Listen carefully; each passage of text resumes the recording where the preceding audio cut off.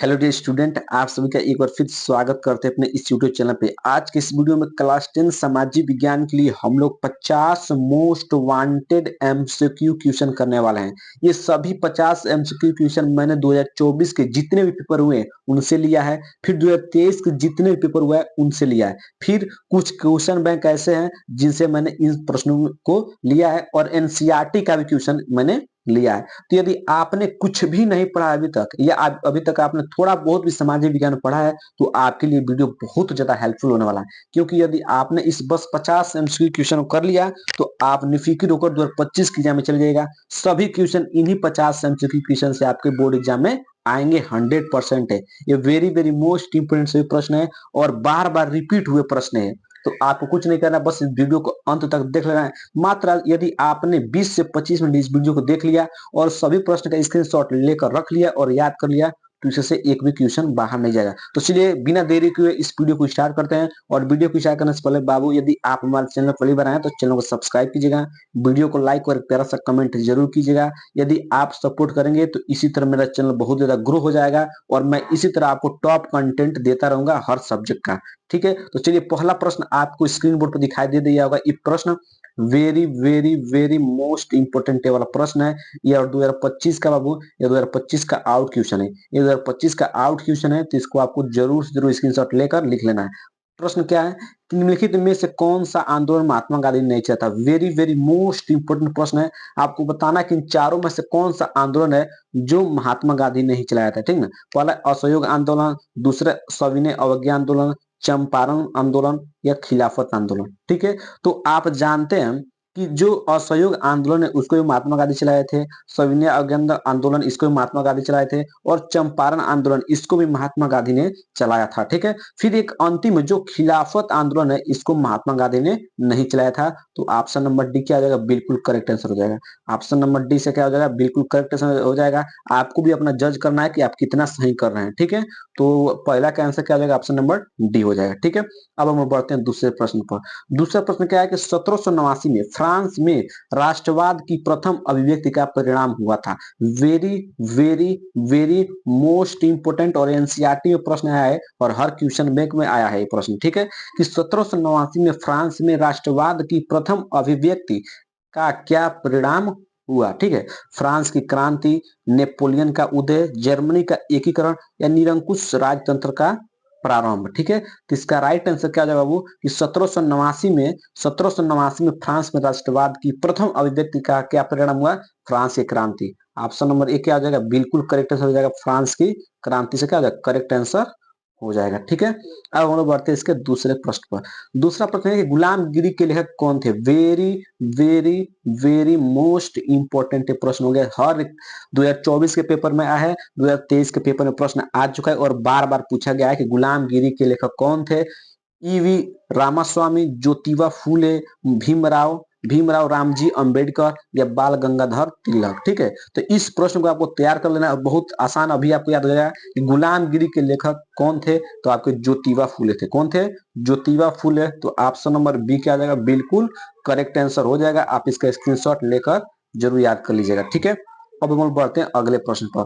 अगला प्रश्न क्या है, अगला प्रश्न है आपका कि 1929 की महाबंदी का प्रमुख कारण क्या था। वेरी वेरी मोस्ट इंपोर्टेंट प्रश्न है और 2025 का आउट क्वेश्चन है। 2025 का क्या क्वेश्चन है, आउट क्वेश्चन बाबू। ठीक है, कि 1929 की महाबंदी का प्रमुख कारण क्या था। ठीक है, कृषि क्षेत्र में अति उत्पादन, कृषि क्षेत्र में न्यून उत्पादन, बेरोजगारी या प्रमुख बैंकों का धाराशाही होना। ठीक है, तो इसका राइट आंसर क्या हो जाएगा कि 1929 में एक बार इसका साफ कर देते हैं। 1929 की महामंदी का प्रमुख कारण क्या था बाबू, इसका प्रमुख कारण था बाबू आपका क्या था, कृषि क्षेत्र में अति उत्पादन। क्या था, कृषि क्षेत्र में अति उत्पादन। ऑप्शन नंबर एक क्या हो जाएगा, बिल्कुल करेक्ट आंसर हो जाएगा, कृषि क्षेत्र में अति उत्पादन। ठीक है, तो ऑप्शन नंबर एक क्या हो जाएगा, बिल्कुल करेक्ट आंसर हो जाएगा। ठीक है, आशा करते हैं कि चौथा प्रश्न क्लियर हो गया होगा। अब हम बढ़ते हैं अगले प्रश्न पर। अगला प्रश्न क्या है कि 1944 में अंतरराष्ट्रीय मुद्रा कोष जिसको आईएमएफ बोलते हैं, 1944 में अंतरराष्ट्रीय मुद्रा कोष जिसको हम आईएमएफ बोलते हैं की स्थापना कहाँ की गई थी। ब्रिटेन में, संयुक्त राज्य अमेरिका में, फ्रांस में या भारत में। ठीक है, तो ये भी प्रश्न वेरी वेरी मोस्ट इंपोर्टेंट प्रश्न है कि 1944 में अंतर्राष्ट्रीय मुद्रा कोष की स्थापना कहाँ की गई थी? तो इसका right answer option number B, संयुक्त राज्य अमेरिका में। कहाँ किया गया था? संयुक्त राज्य अमेरिका में। तो ऑप्शन नंबर बी क्या जाएगा? बिल्कुल करेक्ट आंसर हो जाएगा, संयुक्त राज्य अमेरिका में। ठीक है, अब हम लोग बढ़ते हैं अगले प्रश्न पर। अगला प्रश्न क्या बाबू?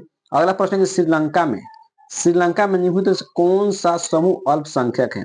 आपको बताना है कि श्रीलंका में कौन सा ऐसा समूह है जो अल्पसंख्यक है। ठीक है, तो इसका राइट आंसर क्या हो जाएगा? इसका राइट हो जाएगा ऑप्शन नंबर कौन है बाबू? ऑप्शन नंबर बी, ईसाई। कौन है? ईसाई। ठीक है, ईसाई का क्या है? समूह और अल्पसंख्यक है। तो ऑप्शन नंबर बी क्या हो जाएगा? बिल्कुल करेक्ट आंसर हो जाएगा, ईसाई क्या है? अल्पसंख्यक समूह है श्रीलंका में। ठीक है, अब हम लोग बढ़ते हैं अगले प्रश्न पर। अगला प्रश्न क्या है? अगला प्रश्न है कि भारत में संघीय व्यवस्था है क्योंकि। आपको बताना है कि भारत में एक संघीय व्यवस्था है। ठीक है, क्यों है? यहाँ शक्तियों का विकेंद्रीकरण है, यहाँ शक्तियों का केंद्रीकरण है, या संविधान लचीला है, या उपयुक्त में से कोई नहीं। ठीक है, तो इसका राइट आंसर क्या हो जाएगा? कि भारत में संघीय व्यवस्था है क्योंकि यहाँ शक्तियों का विकेंद्रीकरण है, या यहाँ शक्तियों का एक केंद्रीकरण है, संविधान लचीला है, उपयुक्त में से कोई नहीं। तो इसका ऑप्शन हो जाएगा ऑप्शन नंबर एक, यहाँ शक्तियों का विकेंद्रीकरण है। यहाँ पर शक्तियों क्या है? विकेंद्रीकरण है। तो ऑप्शन नंबर फर्स्ट क्या आ जाएगा?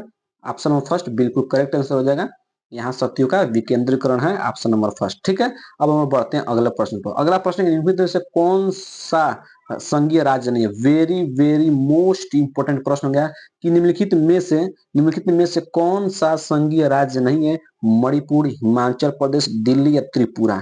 ठीक है, तो इसका राइट आंसर क्या हो जाएगा? कि आपको बताना है कि संघीय राज्य नहीं है। तो ऑप्शन नंबर सी, दिल्ली है जो इसमें संघीय राज्य नहीं है। तो ऑप्शन नंबर सी किया जाएगा, बिल्कुल करेक्ट आंसर हो जाएगा दिल्ली। ठीक है, इसका स्क्रीनशॉट लेकर याद कर लीजिएगा, इंपॉर्टेंट प्रश्न है। ठीक है, अब हम बढ़ते हैं अगले प्रश्न पर। अगला प्रश्न क्या है? अगला प्रश्न क्या है कि निम्नलिखित में से किस व्यवस्था के लिए राजनीतिक दल आवश्यक शर्त है? ठीक ना, निम्नलिखित में से किस व्यवस्था के लिए राजनीतिक दल आवश्यक शर्त है?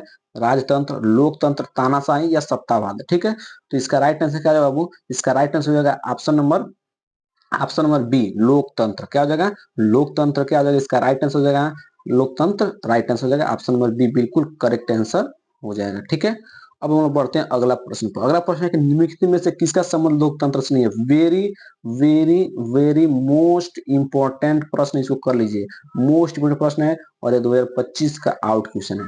2025 का क्या क्वेश्चन है बाबू? आउट क्वेश्चन है कि निम्नलिखित में से किसका संबंध लोकतंत्र से नहीं है? जनमत का, राजनीतिक दल का, उत्तरदायी शासन का, बहुसंख्यकों का शासन। ठीक है, बहुसंख्यकों का शासन। तो इसका राइट आंसर क्या हो जाएगा? इसका राइट आंसर हो जाएगा ऑप्शन नंबर डी, बहुसंख्यकों का शासन। ठीक है, बहुसंख्यकों का शासन, ऑप्शन नंबर डी क्या हो जाएगा? बिल्कुल करेक्ट आंसर हो जाएगा।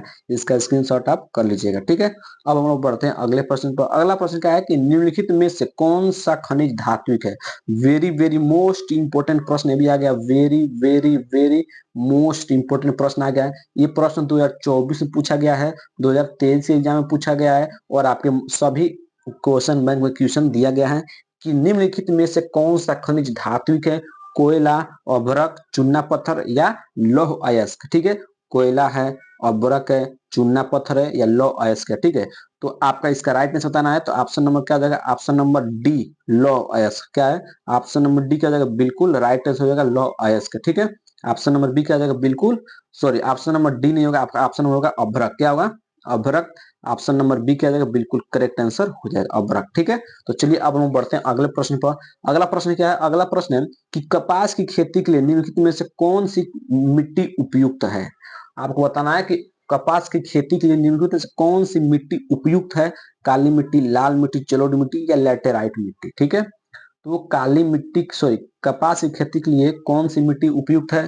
तो आपका राइट आंसर हो जाएगा ऑप्शन नंबर फर्स्ट, काली मिट्टी। कौन है? काली मिट्टी। इसका क्या हो जाएगा? राइट आंसर हो जाएगा काली मिट्टी। ठीक है, तो ऑप्शन नंबर फर्स्ट क्या हो जाएगा? बिल्कुल करेक्ट आंसर हो जाएगा। 2025 का ये भी आउट क्वेश्चन है, मैं पहले बता दे रहा हूँ, ये आउट क्वेश्चन हो गया 2025 का। ठीक है, अब हम बढ़ते हैं अगले प्रश्न पर। इस प्रश्न का आप लोग स्क्रीनशॉट जरूर कर लीजिएगा। ठीक है, अब हम बढ़ते हैं अगले प्रश्न पर। अगला प्रश्न क्या है कि निम्नलिखित में से कौन से उद्योग में कच्चे माल के रूप में बॉक्साइट का प्रयोग किया जाता है? बताना है कि निम्नलिखित में से कौन से उद्योग में कच्चे माल के रूप में बक्साइट का प्रयोग किया जाता है, सीमेंट का, एल्यूमिनियम का, लोहा एवं इस्पात का या कागज का। ठीक है, तो इसका राइट आंसर क्या जाएगा वो? इसका right answer option number B, option number B aluminium का। किसका? एल्यूमिनियम क्या होता है? एल्यूमिनियम का उद्योग में कच्चे माल के रूप में बक्साइट का प्रयोग किया जाता है। ऑप्शन नंबर बी क्या हो जाएगा? बिल्कुल करेक्ट आंसर हो जाएगा। ठीक है, अब हम लोग बढ़ते हैं अगले प्रश्न पर। अगला प्रश्न क्या है, ध्यान समझिएगा। अगला नंबर प्रश्न है कि निम्नलिखित में से किसको सेवा क्षेत्रक भी कहते हैं? Very very very most important सवाल हो गया ये 2025 के लिए। वेरी वेरी मोस्ट इंपॉर्टेंट सवाल हो गया कि निम्नलिखित में से किसको सेवा क्षेत्रक भी कहते हैं। और ये 2025 का आउट क्वेश्चन है, लिख कर ले लीजिए बाबू। जिसको मैंने 2025 का आउट क्वेश्चन लिख दिया है उसका आना तय है 2025 के एग्जाम में। ठीक है, किसको सेवा क्षेत्रक भी कहते हैं? प्राथमिक क्षेत्र को, द्वितीय क्षेत्र को, तृतीय क्षेत्र को या चतुर्थ क्षेत्र को। ठीक है, तो किसको इसमें सेवा क्षेत्र कहते हैं? तो ऑप्शन नंबर सी तृतीय क्षेत्र। किसको बाबू? तृतीय क्षेत्र को हम क्या कहते हैं? क्या कहते हैं? सेवा क्षेत्र भी कहते हैं। ठीक है, अब हम लोग बढ़ते हैं अगले प्रश्न पर। अगला प्रश्न क्या है कि सार्वजनिक सार्वजनिक क्षेत्रक तथा निजी क्षेत्रक के विभाजन का आधार है। सार्वजनिक क्षेत्रक और निजी क्षेत्रक के विभाजन का आधार क्या है? रोजगार की शर्तें, आर्थिक गतिविधियों की प्रकृति, उद्यमों का स्वामित्व या उद्यमों में नियोजित श्रमिकों की संख्या। ठीक है, तो इसका राइट आंसर क्या जाएगा? जो सार्वजनिक एवं निजी क्षेत्र का जो विभाजन है किसके आधार पर किया जाता है? तो उद्यमों का स्वामित्व पर, उद्यमों का स्वामित्व पर। तो ऑप्शन नंबर सी क्या आ जाएगा? ऑप्शन नंबर सी बिल्कुल करेक्ट आंसर हो जाएगा, उद्यमों का स्वामित्व पर। ठीक है, right answer option number C हो जाएगा। ठीक है, अब हम बढ़ते हैं अगले प्रश्न पर। अगला प्रश्न है कि एजेंडा 21 क्या है? एजेंडा 21 का संबंध किससे है? Very very very most wanted प्रश्न है, मोस्ट इंपोर्टेंट प्रश्न है और ये भी 2025 का आउट क्वेश्चन है। 2025 का क्या क्वेश्चन है बाबू? आउट क्वेश्चन है कि एजेंडा 21 का संबंध किससे है? ओजोन क्षरण से, जलवायु परिवर्तन से, वैश्विक तापन से या सतत पोषीय विकास से। ठीक है, तो इसका राइट आंसर क्या हो जाएगा? ऑप्शन नंबर कौन सा हो जाएगा? ऑप्शन नंबर डी हो जाएगा, सतत पोषीय विकास से। किससे? सतत पोषीय विकास से एजेंडा 21 का संबंध है और 2025 का भी आउट क्वेश्चन है, जरूर से जरूर तैयार कर लीजिएगा। ठीक है, अब हम बढ़ते हैं अगले प्रश्न पर। अगला प्रश्न क्या है कि उपभोक्ता सुरक्षा अधिनियम कब बनाया गया? ठीक है ना, कब बना था? ठीक है, उपभोक्ता सुरक्षा अधिनियम कब बना था? वेरी वेरी मोस्ट इंपोर्टेंट ये प्रश्न है। उपभोक्ता सुरक्षा अधिनियम कब बना था? 1980 में, 1990 में, 1986 में या 2001 में? ठीक है, तो इसका राइट आंसर क्या आ जाएगा बाबू? इसका राइट आंसर है उपभोक्ता सुरक्षा अधिनियम कब बना था? तो 1986 में। कब बना था बाबू? 1986 में आपका उपभोक्ता सुरक्षा अधिनियम बना था। ठीक है, ऑप्शन नंबर सी क्या हो जाएगा? बिल्कुल करेक्ट आंसर हो जाएगा। ठीक है, इसका स्क्रीनशॉट ले लीजिए, ये 2025 का आउट क्वेश्चन हो गया है। ये 2025 का आउट क्वेश्चन हो गया, मतलब 2025 के पेपर में छप गया है। ठीक है, अब हम बढ़ते हैं अगला प्रश्न पर। अगला प्रश्न है कि बांग्लादेश के ग्रामीण बैंक की शुरुआत कब की गई थी? ये भी मोस्ट इंपोर्टेंट प्रश्न है, वेरी वेरी मोस्ट इंपोर्टेंट प्रश्न है। ये भी 2025 का आउट क्वेश्चन है और 2023 और 2024 में पूछा गया प्रश्न है। बांग्लादेश के ग्रामीण बैंक की शुरुआत कब हुई थी? 1960 में, 1960 में, 1980 में, 1970 में या 1990 में? ठीक है, तो इसका राइट आंसर क्या आ जाएगा? इसका right answer option number C 1970 में क्या हुआ था? बांग्लादेश के ग्रामीण बैंक की शुरुआत की गई थी 1970 में। ऑप्शन नंबर सी क्या आ जाएगा? बिल्कुल करेक्ट आंसर हो जाएगा। ठीक है, अब हम लोग बढ़ते हैं अगले प्रश्न पर। अगला प्रश्न क्या है कि निम्नलिखित में से कौन सा जैव संसाधन है? आपको बताना है कि इसमें कौन ऐसा है जो जैव संसाधन है? लोहा, तांबा, पालन, मत्स्य पालन मतलब उद्योग या चट्टान है। ठीक है, तो इसका राइट आंसर क्या आ जाएगा? इसका राइट आंसर क्या होगा? ऑप्शन नंबर सी मत्स्य, मत्स्य पालन जिसको हम लोग बोलते हैं उद्योग। क्या बोलते हैं? उद्योग। तो ऑप्शन नंबर सी क्या हो जाएगा? बिल्कुल करेक्ट आंसर हो जाएगा, मत्स्य पालन या उद्योग। ठीक है, तो ऑप्शन नंबर सी क्या हो जाएगा? बिल्कुल करेक्ट आंसर हो जाएगा। इसका स्क्रीनशॉट जरूर से जरूर ले लेना है। ठीक है, अब हम बढ़ते हैं अगले प्रश्न पर। अगला प्रश्न क्या है कि निम्नलिखित में से किस देश का मानव विकास सूचकांक सर्वोच्च है? बताना है कि निम्नलिखित में से किस देश का मानव विकास सूचकांक सर्वोच्च है।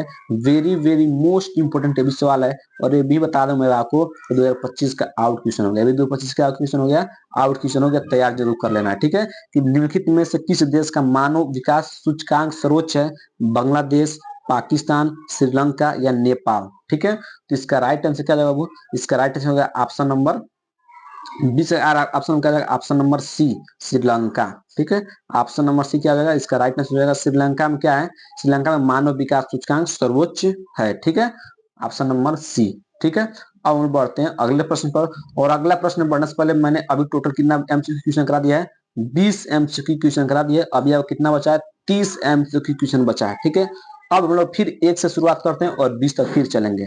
ठीक है, तो चलिए सब, अब आपका 31वां प्रश्न हो गया, मतलब अब हम लोग 1 से स्टार्ट करते हैं फिर चलेंगे आगे। ठीक है, अगला प्रश्न है वेरी वेरी वेरी वेरी, कितना वेग लगाए तब वो इसकी तुलना नहीं किया, इसके बहुत ज्यादा इंपॉर्टेंट प्रश्न है और एनसीईआरटी में पूछा गया प्रश्न है, सभी क्वेश्चन बैंक का यह प्रश्न है और 2024 2023 2022 में आया हुआ प्रश्न है कि ऑटोमान बिस्मार्क का संबंध किस देश था। इस यहाँ पर अपना 1 नंबर फिक्स कर लीजिए और 2025 का आउट क्वेश्चन हो गया है, ये भी फिक्स कर लीजिए।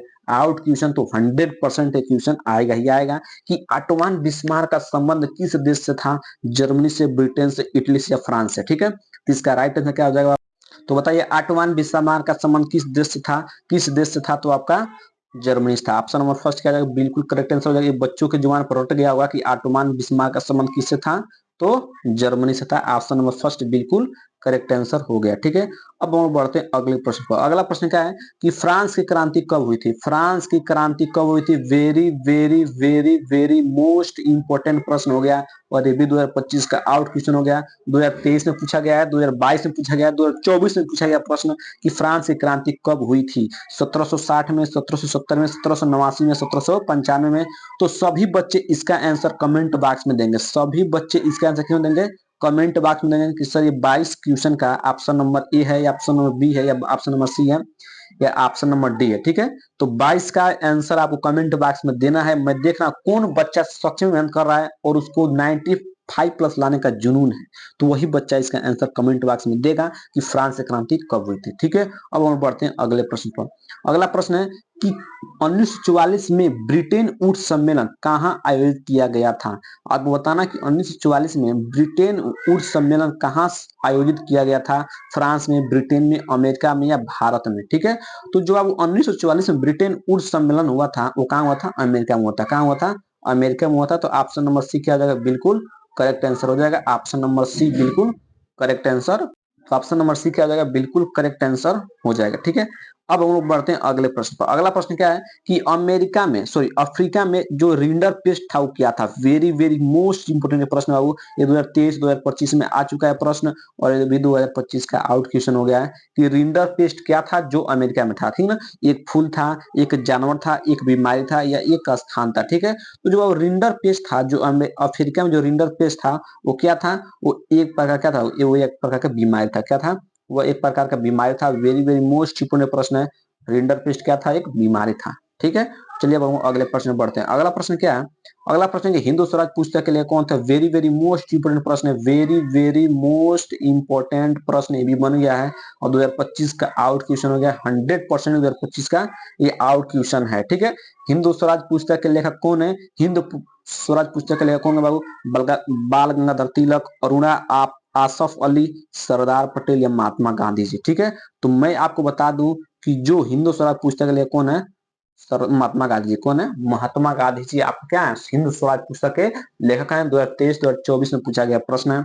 ठीक है, और बढ़ते हैं अगला प्रश्न। अगला प्रश्न क्या है कि भारत में अवशिष्ट शक्तियों किसको प्राप्त है, अवशिष्ट शक्तियां किसको प्राप्त है, राज्य को, संघ को, ए और बी दोनों को, इनमें से कोई नहीं। ठीक है, तो जो भारत में अवशिष्ट शक्तियां किनको प्राप्त है बाबू, संघ को प्राप्त है। किनको प्राप्त है, संघ को प्राप्त है भारत में अवशिष्ट शक्तियां। ठीक है, तो ऑप्शन नंबर बी क्या हो जाएगा, ऑप्शन नंबर बी बिल्कुल करेक्ट आंसर हो जाएगा। ठीक है, अब हम लोग बढ़ते हैं अगले प्रश्न पर। अगला प्रश्न क्या है कि निम्नलिखित में से कौन सा लोकतंत्र से संबंधित नहीं है। आपको बताना है कि इनमें से कौन ऐसा है जो लोकतंत्र से संबंधित नहीं है। ठीक है, सॉरी लोकतंत्र से संबंधित है, लोकतंत्र से संबंधित है, वैध शासन, पारदर्शी शासन, उत्तरदायी शासन या इनमें से सभी। ठीक है, तो मैं आपको बता दूं कि इनमें से कौन ऐसा है जो लोकतंत्र से संबंधित है, तो ऑप्शन नंबर डी, इनमें से सभी क्या है, लोकतंत्र से संबंधित है। वैध शासन भी है, पारदर्शी शासन भी है, उत्तरदायी शासन भी है। तो ऑप्शन नंबर डी क्या आ जाएगा, बिल्कुल करेक्ट आंसर हो जाएगा। ठीक है, अब हम बढ़ते हैं अगले प्रश्न पर। अगला प्रश्न क्या है कि निम्नलिखित में से कौन सा 8वां 9 प्रश्न है कि निम्नलिखित में से कौन सा विषय संघ सूची में नहीं है? संघ सूची में नहीं है प्रतिरक्षा, कृषि, शिक्षा या व्यापार। ठीक है, ये भी वेरी वेरी मोस्ट इंपोर्टेंट प्रश्न है, बार-बार प्रश्न पूछा गया 2024 के सेट में। ठीक है, और 2023 में प्रश्न आ चुका है कि क्या बाबू कि संघ सूची का विषय कौन नहीं है? तो आपका राइट आंसर होगा ऑप्शन नंबर ए, प्रतिरक्षा क्या है आपके विषय संघ सूची में नहीं है। ठीक है, सूची में, सॉरी सूची में है। ठीक है ना, विषय संघ सूची में, तो निम्नलिखित में से कौन सा विषय संघ सूची में है? तो प्रतिरक्षा है। ठीक है, ऑप्शन नंबर फर्स्ट क्या जाएगा? बिल्कुल करेक्ट आंसर हो जाएगा। ठीक है, अब हम लोग बढ़ते हैं अगले प्रश्न पर। अगला प्रश्न क्या है कि भारतीय संविधान कब लागू किया गया था? वेरी वेरी मोस्ट इंपोर्टेंट प्रश्न है, और एक बच्चा बच्चा को रट गया होगा कि भारतीय संविधान कब लागू किया गया था। तो इसका आंसर आपको कमेंट बॉक्स में देना है। इसका भी आंसर कमेंट बॉक्स में देना है। यदि आपको ये भी नहीं आता है तो आप पढ़ लिख नहीं रहे, बस इस तरह टाइम पास कर रहे हैं। ठीक है, तो आपको बताना है 29 का, ये प्रश्न नंबर 29 हो गया। ठीक है, 20 पीछे का दिए 9 है, तो 29 हो गया। 29 का राइट आंसर क्या होगा? ऑप्शन नंबर ए, या ऑप्शन नंबर बी, या ऑप्शन नंबर सी, या ऑप्शन नंबर डी। ठीक है, तो इसका आंसर आप कमेंट बॉक्स में देना है। ठीक है, अगला प्रश्न है, अगला प्रश्न है कि लोकतंत्र के मूल्यांकन की दृष्टि से निम्नलिखित में से कौन सा बिंदु लोकतांत्रिक व्यवस्थाओं के अनुरूप नहीं है? ठीक है, स्वतंत्र और निष्पक्ष चुनाव, व्यक्ति की गरिमा, बहुसंख्यकों का शासन, या कानून के समक्ष समानता। ठीक है, तो इसका राइट आंसर क्या हो जाएगा? ऑप्शन नंबर सी, बहुसंख्यकों का शासन। ऑप्शन नंबर सी क्या हो जाएगा? बिल्कुल राइट आंसर हो जाएगा, बहुसंख्यकों का शासन बिल्कुल करेक्ट आंसर हो जाएगा। ठीक है, अब हम लोग बढ़ते हैं अगले प्रश्न पर। अगला प्रश्न क्या होगा? अगला प्रश्न ध्यान समझिएगा कि सोपानी खेती किस राज्य में की जाती है? Very very very most important प्रश्न हो गया कि वेरी वेरी मोस्ट इंपोर्टेंट प्रश्न है कि सोपानी खेती किस राज्य में की जाती है? पंजाब में, हरियाणा में, उत्तराखंड में, या उत्तर प्रदेश में। ठीक है, तो ये प्रश्न 2024 में 2023 में पूछा गया है कि सोपानी खेती किस राज्य में की जाती है? तो ऑप्शन नंबर सी क्या जाएगा? बिल्कुल करेक्ट आंसर हो जाएगा, उत्तराखंड में क्या की जाता है? वो सोपानी खेती की जाती है। कहां पर? उत्तराखंड में सोपानी खेती की जाती है। ठीक है, अब हम बढ़ते हैं अगले प्रश्न पर। अगला प्रश्न क्या है कि निम्न में से कौन सा रोपड़ कृषि का फसल है? ठीक ना, आप बताना है कि निम्न में से कौन सी रोपड़ कृषि की फसल है? कहवा है, कपास है, तिलहन है, या गेहूं है? ठीक है, तो मैं आपको बता दूं कि निम्नलिखित में से कौन सा रोपड़ कृषि का फसल है? तो ऑप्शन नंबर बी, कपास क्या है? कपास क्या है बाबू? रोपड़ कृषि की फसल है। ऑप्शन नंबर बी क्या हो जाएगा? बिल्कुल करेक्ट आंसर हो जाएगा। ठीक है, अब हम लोग बढ़ते हैं अगले प्रश्न पर। अगला प्रश्न क्या हो? ध्यान से मेरा अगला प्रश्न है कि निम्न में से कौन सा आधारभूत खनिज है? आपको बताना है कि निम्नलिखित में से कौन सा आधारभूत खनिज है? तांबा, लौह अयस्क, अभ्रक, या सोना। ठीक है, तो आपको बताना है कि इसमें कौन सा है जो आधारभूत खनिज अयस्क है? तो ऑप्शन नंबर बी, लौह अयस्क। क्या है? लौह अयस्क है जो एक आधारभूत खनिज है। तो ऑप्शन नंबर बी क्या हो जाएगा? बिल्कुल करेक्ट आंसर हो जाएगा। ठीक है, अब अगला प्रश्न बढ़ते हैं। अगला प्रश्न क्या है? अगला प्रश्न है निम्न में गैर परंपरागत ऊर्जा का संसाधन है, सॉरी साधन है। निम्न में से गैर परंपरागत ऊर्जा का साधन है खनिज तेल, कोयला, प्राकृतिक गैस, या सौर ऊर्जा। ठीक है, तो इसका राइट आंसर क्या हो जाएगा? इसका राइट आंसर हो जाएगा ऑप्शन नंबर डी, सौर ऊर्जा। क्या है? गैर परंपरागत ऊर्जा का साधन है। ऑप्शन नंबर डी क्या हो जाएगा? बिल्कुल करेक्ट आंसर हो जाएगा। ठीक है, एक एक प्रश्न का स्क्रीनशॉट लेते चलिएगा और याद कर लीजिएगा बाबू। ठीक है, अगला प्रश्न है कि भारत में कौन सा नगर को इलेक्ट्रॉनिक उद्योग की राजधानी कहा जाता है? कानपुर को, बेंगलुरु को, अहमदाबाद को, या मुंबई को? ठीक है, तो मैं आपको बता दूं कि भारत में कौन सा नगर ऐसा है जिसको इलेक्ट्रॉनिक उद्योग की राजधानी कहा जाता है? तो right answer option number B, Bengaluru को। किसको कहा जाता है? बेंगलुरु को इलेक्ट्रॉनिक उद्योग की राजधानी कहा जाता है। तो ऑप्शन नंबर बी क्या जाएगा? बिल्कुल करेक्ट आंसर हो जाएगा। ठीक है, अब हम लोग बढ़ते हैं अगले प्रश्न पर। अगला प्रश्न क्या है कि भारत में परिवहन का प्रमुख साधन है? वेरी वेरी मोस्ट इंपोर्टेंट प्रश्न है, और 2025 का आउट क्वेश्चन हो गया। 2025 का क्वेश्चन हो गया, आउट क्वेश्चन हो गया है कि भारत में परिवहन का प्रमुख साधन क्या है? सड़क परिवहन, वायु परिवहन, रेल परिवहन, या पाइपलाइन। ठीक है, इसका राइट आंसर क्या होगा? ऑप्शन नंबर सी, रेल परिवहन। क्या है? रेल परिवहन भारत में परिवहन का प्रमुख साधन है। ऑप्शन नंबर सी क्या हो जाएगा? बिल्कुल करेक्ट आंसर हो जाएगा। ठीक है, अब हम लोग बढ़ते हैं अगले प्रश्न पर। अगला प्रश्न क्या है कि औद्योगिक क्रियाओं को किस आर्थिक क्षेत्र के अंतर्गत रखा जाता है? आपको बताना है कि औद्योगिक क्रियाओं को किस आर्थिक क्षेत्र के अंतर्गत रखा जाता है? प्राथमिक क्षेत्र, द्वितीय क्षेत्र, तृतीय क्षेत्र, या चतुर्थ क्षेत्र। ठीक है, तो औद्योगिक क्रियाओं को किस आर्थिक क्षेत्र के अंतर्गत रखा जाता है? तो इसका राइट आंसर क्या आ जाएगा? इसका राइट आंसर क्या होगा? ऑप्शन नंबर बी, द्वितीय क्षेत्र के अंतर्गत रखा जाता है। किस क्षेत्र के अंतर्गत रखा जाता है? द्वितीय क्षेत्र के अंतर्गत रखा जाता था। ऑप्शन नंबर बी क्या आ जाएगा? बिल्कुल करेक्ट आंसर हो जाएगा। ऑप्शन नंबर बी क्या होगा? बिल्कुल करेक्ट आंसर हो गया। अब हम बढ़ते हैं अगले प्रश्न पर। अगला प्रश्न क्या है कि मानव विकास सूचक के अनुसार किस देश की स्थिति उच्चतम स्तर पर है? मानव विकास के अनुसार किस देश की स्थिति उच्चतम स्तर पर है? बांग्लादेश, श्रीलंका, भारत या नेपाल? ठीक है, तो इसका राइट आंसर क्या होगा बाबू? इसका राइट आंसर हो जाएगा ऑप्शन नंबर बी, श्रीलंका। कौन है? श्रीलंका क्या है? मानव विकास सूचक के अनुसार क्या है? उच्चतम स्तर पर है। ठीक है, ऑप्शन नंबर बी क्या हो जाएगा? बिल्कुल करेक्ट हो जाएगा, श्रीलंका। ठीक है, इंपॉर्टेंट प्रश्न है, इसको भी आपको तैयार कर लेना है। ठीक है, अब हम बढ़ते हैं अगले प्रश्न पर। अगला प्रश्न क्या है कि राष्ट्रीय उपभोक्ता दिवस कब मनाया जाता है? वेरी वेरी मोस्ट इंपोर्टेंट प्रश्न है कि राष्ट्रीय उपभोक्ता दिवस कब मनाया जाता है? 24 नवंबर, 5 अप्रैल, 24 दिसंबर या 22 फरवरी? ठीक है, तो इसका राइट आंसर क्या हो जाएगा? ऑप्शन नंबर सी, 24 दिसंबर को राष्ट्रीय उपभोक्ता दिवस मनाया जाता है, 24 दिसंबर को। ठीक है, एकदम इंपॉर्टेंट प्रश्न, इसको जरूर से जरूर तैयार कर लीजिएगा। ठीक है, अब हम बढ़ते हैं अगला प्रश्न। अगला प्रश्न है कि बहुराष्ट्रीय कंपनियों द्वारा निवेश का सबसे सामान्य मार्ग है। ठीक है, बताना है कि बहुराष्ट्रीय कंपनियों द्वारा निवेश का सबसे सामान्य मार्ग है नए कारखानों की स्थापना, स्थानीय कंपनियों को खरीदना, स्थानीय कंपनियों के साथ साझेदारी। ठीक है, चौथा ऑप्शन शायद मैंने नहीं लिखा है, लेकिन इसका राइट आंसर क्या हो जाएगा? इसका right answer option number C, स्थानीय कंपनियों के साथ साझेदारी। ठीक है, ऑप्शन नंबर सी क्या जाएगा? बिल्कुल करेक्ट आंसर हो जाएगा। ठीक है, तो इस तरह हमने अभी तक टोटल 20 पीछे किया, 20 अब हो गया। ठीक है, टोटल कितना होगा? टोटल 40 क्वेश्चन हमने कर लिया है। अब आपका बच्चा है 10 क्वेश्चन। चलिए उस 10 क्वेश्चन का हम निपटारा कर लेते हैं। ठीक है, चलिए अब आपका पहला प्रश्न फिर तैयार हो गया। ठीक है, कि इटली के एकीकरण किसके नेतृत्व में किया गया था? Very very very most important प्रश्न हो गया, वेरी वेरी मोस्ट इंपोर्टेंट प्रश्न हो गया। और ये 2025 का आउट क्वेश्चन हो गया। 2025 का क्या क्वेश्चन हो गया? आउट क्वेश्चन हो गया कि निम्नलिखित में से, मतलब इटली का एकीकरण किसके नेतृत्व में किया गया था? जूसेप्पे गैरिबाल्डी, आंटोइन बिस्मार्क, नेपोलियन या विलियम प्रथम के। ठीक है, तो जो इटली का एकीकरण किया गया था, वो इटली का एकीकरण किसके नेतृत्व में किया गया था? जूसेप्पे गैरिबाल्डी के। किसके? जूसेप्पे गैरिबाल्डी के नेतृत्व में किया गया था। ऑप्शन नंबर फर्स्ट बिल्कुल करेक्ट आंसर है और 2025 के पेपर में छप चुका है प्रश्न। ठीक है, अब हम बढ़ते हैं अगले प्रश्न पर। रॉलेट एक्ट कब पारित किया गया था? Very very very very most important प्रश्न है और 2025 का आउट क्वेश्चन है। 2025 का आउट क्वेश्चन हो गया कि रॉलेट एक्ट कब पारित किया गया था? 1918 ईस्वी में, 1919 ईस्वी में, या 1920 ईस्वी में, या 1921 ईस्वी में? ठीक है, तो इसका राइट आंसर क्या हो जाएगा?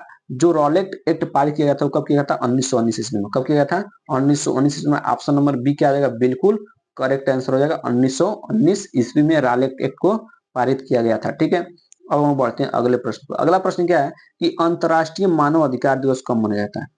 आपको बताना कि अंतर्राष्ट्रीय मानव अधिकार दिवस कब मनाया जाता है? 10 दिसंबर को, 5 सितंबर को, 14 नवंबर को, या 15 अगस्त को? ठीक है, तो मैं आपको बता दूं कि जो अंतर्राष्ट्रीय मानव अधिकार दिवस है कब मनाया जाता है? तो ऑप्शन नंबर फर्स्ट 10 दिसंबर को मनाया जाता है। कब मनाया जाता है? 10 दिसंबर को अंतर्राष्ट्रीय मानव अधिकार दिवस मनाया जाता है। ठीक है, अब हम लोग बढ़ते हैं अगले प्रश्न पर। अगला प्रश्न क्या है कि गुलामगिरी के लेखक कौन है? वेरी वेरी मोस्ट इंपोर्टेंट प्रश्न। देखिए फिर प्रश्न रिपीट हो गया, अभी मैंने पीछे बताया था कि गुलामगिरी लेखक कौन थे। ठीक है, तो इसका आंसर आप कमेंट बॉक्स में बताना है। ठीक है, इसका आंसर क्या बताना है? कमेंट बॉक्स में बताना है कि गुलामगिरी के लेखक कौन था। ठीक है, डॉक्टर भीमराव अंबेडकर, या ज्योतिबा फूले, या कैलाश वासिनी देवी, या राधा स्वामी नायकर? ठीक है, तो मैंने इसका आंसर पीछे बता दिया है कि गुलामगिरी के लेखक कौन थे। तो यदि आपने ध्यान से वीडियो देखा होगा तो इसका आंसर आपको कमेंट बॉक्स में बताना है। ये आपका प्रश्न नंबर 44 है। कौन सा नंबर है? 44 प्रश्न है।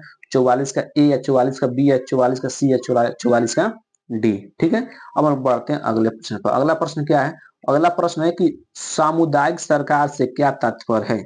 सामुदायिक सरकार से क्या तात्पर्य? पूरा समाज मिलकर शासन का संचालन करता है। ठीक है, संचालन करता हो। जब सत्ता का बंटवारा विभिन्न सामाजिक समूहों में हो, या बहुल कार्यपालिका वाली सरकार हो, या मंत्रियों की सामूहिक जिम्मेदारी वाली सरकार हो। ठीक है, तो सामुदायिक सरकार से अब क्या तात्पर्य बाबू? जो आपका सामुदायिक सरकार से क्या तात्पर्य है कि जब पूरा समाज मिलकर शासन का संचालन करता हो। ठीक है, ऑप्शन नंबर फर्स्ट क्या हो जाएगा, बिल्कुल करेक्ट आंसर हो जाएगा। ठीक है, अब हम बढ़ते हैं अगले प्रश्न पर। अगला प्रश्न क्या है कि निम्नलिखित में से कौन सा शासन का अंग नहीं है। आपको बताना है कि इसमें कौन ऐसा है जो शासन का अंग नहीं, कार्यपालिका, नगर पालिका, न्यायपालिका या विधायिका।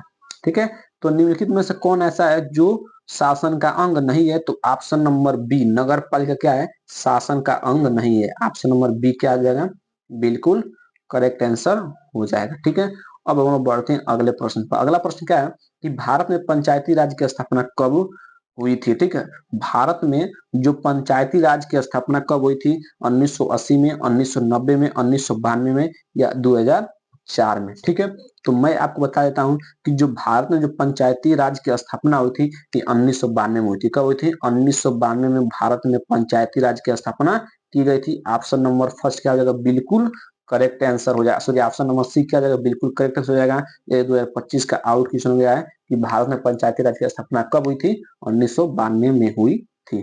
ठीक है, अब बढ़ते हैं अगले प्रश्न पर। अगला प्रश्न क्या है कि भारतीय कम्युनिस्ट पार्टी की विचारधारा क्या है।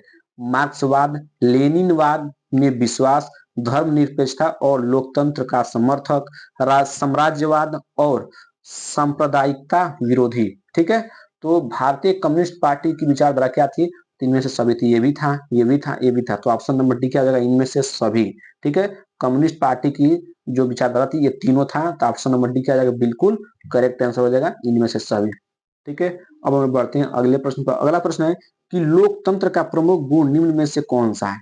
आपको बताना है कि लोकतंत्र का प्रमुख गुण निम्न में से कौन सा है। देशभक्ति की भावना, राष्ट्रीय चरित्र का निर्वाह, प्रगतिशील सरकार या इनमें से सभी। ठीक है, तो इसका राइट आंसर क्या आ जाएगा कि लोकतंत्र का प्रमुख गुण इनमें से कौन सा है, तो देशभक्त की भावना भी है, राष्ट्रीय चरित्र का निर्माण भी है, प्रगतिशील सरकार भी है और ऑप्शन नंबर डी क्या आ जाएगा, बिल्कुल करेक्ट आंसर हो जाएगा। ये तीनों है लोकतंत्र के प्रमुख गुण में। अच्छा, ठीक है, तो ऑप्शन नंबर डी क्या आ जाएगा, बिल्कुल करेक्ट आंसर हो जाएगा। ठीक है, इस प्रश्न को जरूर से जरूर तैयार कर लीजिएगा, 2025 का भी क्या है, आउट क्वेश्चन हो गया। ठीक है, अब हम बढ़ते हैं अगले प्रश्न पर। अगला प्रश्न क्या है कि भारतीय संघ में अवशिष्ट सत्ता किसको प्राप्त है।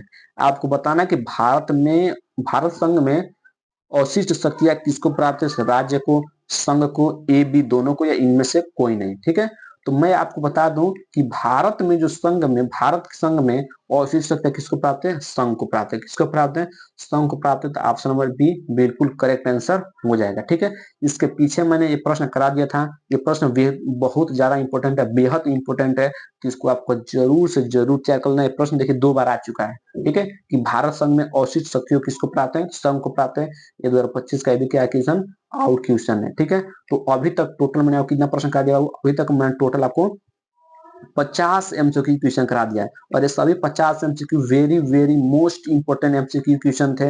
यदि आपने बस इसको इन्हीं 50 एमसीक्यू क्वेश्चन को कंप्लीट कर लिया, बाकी आपको कुछ भी नहीं पढ़ना है, सभी क्वेश्चन इसी से रहेंगे 100% आपको 2024 से 2023 से सभी क्वेश्चन बैंक से और एनसीईआरटी से ये मैंने 50 एमसीक्यू क्वेश्चन लिया था। ठीक है, बस आप इन्हीं 50 एमसीक्यू को लिख लीजिए, याद कर लीजिए और एग्जाम में चले जाइए। ठीक है, तो वीडियो कैसा लगा कमेंट बॉक्स में जरूर बताइएगा। ठीक है।